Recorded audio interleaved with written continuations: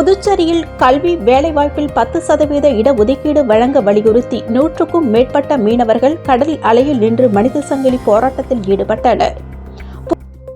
புதுச்சேரி அரசு கடந்த 2010ஆம் ஆண்டு முதல் மீனவர்களுக்கு கல்வி வேலைவாய்ப்பில் எம்பிசிகளுக்கான 20% இடஒதுக்கீட்டில் 2% உள் ஒதுக்கீடாக வழங்கப்பட்டு வருகிறது. இதனை மக்கள் தொகை விகிதாச்சார அடிப்படையில் மீனவர்களுக்கான இடஒதுக்கீட்டை 10% அதிகரித்து வழங்க வேண்டும் என புதுச்சேரி காரைக்கால் மீனவர்கள் பல ஆண்டுகளாக வலியுறுத்தி வருகின்றனர். இந்நிலையில் அனைத்து மீனவ அமைப்புகளின் கூட்டமைப்பு சார்பில் 20ஆம் ஆண்டு சுனாமி நினைவு தினம் தலைமைச் செயலகம் எதிரே உள்ள கடற்கரையில் அனுசரிக்கப்பட்டது.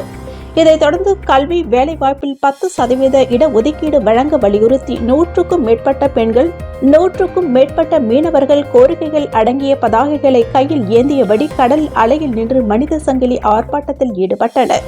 அப்பொழுது இடஒதுக்கீடு வழங்க மறுக்கும் ஆட்சியாளர்களையும் அதிகாரிகளையும் கண்டித்து கண்டன கோஷங்களை எழுப்பினர்.